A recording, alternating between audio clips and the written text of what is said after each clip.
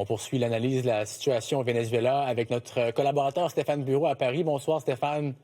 Bonsoir, Olivier. Alors aujourd'hui, on a vu, entre autres, le Groenland venir entrer dans toute cette histoire, tout le narratif, grâce à une publication de la conjointe d'un haut conseiller du président. Alors oui, Mme Miller qui dit bientôt le Groenland, c'est pas franchement inquiétant, ça participe des excès qui sont tolérés sur les réseaux sociaux et puis c'est dans le discours du monde magaille du président Trump depuis un certain temps. Mais le président en a rajouté une couche aujourd'hui dans l'entretien dont on parlait plus tôt dans le bulletin qu'il a accordé au magazine The Atlantic en disant il faut que le Groenland soit sous notre botte. Il ne le dit pas de cette façon-là. Ça, c'est plus interpellant, plus inquiétant si j'étais danois. Qu'est-ce que ça signifie concrètement? Est-ce qu'il pourrait aller jusqu'au bout d'une logique d'intimidation, d'occupation du territoire? Je vois très mal le Danemark contrer l'arrivée de militaires américains au Groenland, qui, du reste, sont déjà présents. Il y a une base militaire américaine importante. Alors, c'est une base de surveillance. Ça n'a pas vocation à occuper le territoire, mais s'il fallait que les Américains décident de s'inviter, Danemark ne pourrait pas faire grand-chose. Et que feraient les Européens? Ça serait peut-être un casus belli, prétexte pour une vilaine dispute.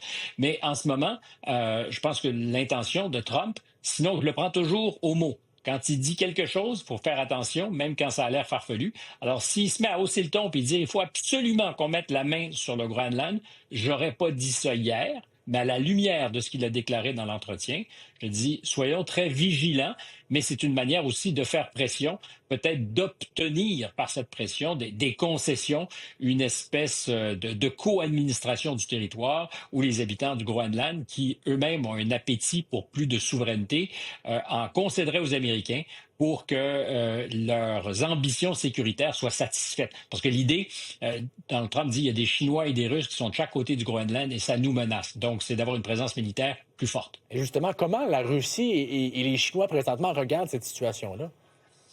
Bien, je pense qu'ils gardent leur distance, même si leur discours est viril, condamnent évidemment ce qui s'est passé au Venezuela. Pour la Chine, comme pour la Russie, c'était un allié, le Venezuela. Moi, je fais le pari que les Russes, qui étaient liés par toutes sortes d'ententes et de traités, ont probablement demandé aux autorités vénézuéliennes de ne pas appeler à l'aide officiellement pour ne pas avoir à dire oui, mais non, ce qui aurait été très humiliant. Mais c'est pas une bonne nouvelle du point de vue de l'ancrage stratégique des Russes en Amérique du Nord. Et pour les Chinois, c'était jusqu'à preuve du contraire une source d'approvisionnement en pétrole très importante. Parlons un peu maintenant de la situation aux États-Unis, parce que ça fait réagir évidemment les démocrates qui tentent d'une part d'attaquer Donald Trump sur la situation, mais en même temps, on voit des Vénézuéliens célébrer dans les rues. Comment peuvent-ils justement tenter de tirer profit de cette situation-là politiquement, les démocrates présentement?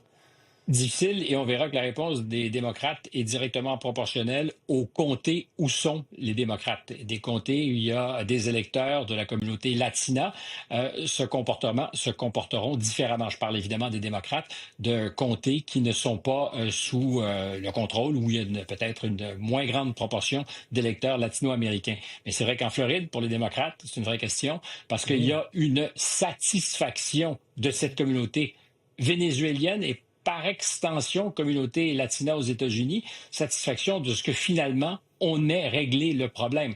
Ça a été beaucoup souligné, mais c'est presque 25% de la population du Venezuela qui, depuis une vingtaine d'années, a choisi d'abandonner le territoire parce qu'il ne pouvait plus supporter le chavisme dans un premier temps, et puis le régime de M. Maduro plus récemment. En terminant, peut-être, parlons de la communauté internationale qui, on les a vus écrire. C'est beaucoup agité. Oui, ben voilà. Comment ça se passe là-bas? Je pense qu'il y a beaucoup d'hypocrisie parce que Donald Trump est Donald Trump et qu'il fait les choses à visière levée et qu'il est très cash, qu'il n'y a absolument pas d'équivoque sur ses intentions. Il a dit hier, on est débarqué, le pétrole nous intéresse. Il y a cette idée qu'on serait aujourd'hui dans un monde nouveau. Je pense pas que c'est un monde nouveau. La puissance et la force brutale a toujours fait loi. Pas le droit international, mais a fait loi. C'est vrai pour les Russes, c'est vrai pour les Américains, c'est vrai pour les Chinois, c'est vrai pour les Israéliens. Je rappelle, pour ceux qui nous écoutent, que Vladimir Poutine est sous le coup d'un mandat d'arrestation de la Cour internationale pénale. Il s'est rendu aux États-Unis. Benjamin Netanyahou pareil, il est allé en Hongrie, il est allé en Pologne, va aux États-Unis, et plusieurs des pays les plus importants au monde ne reconnaissent pas la juridiction du tribunal, justement parce qu'ils ne veulent pas être liés par ce droit international. C'est le fait des puissants en général. Stéphane Bureau à Paris, merci beaucoup d'avoir été avec nous ce soir. Au revoir.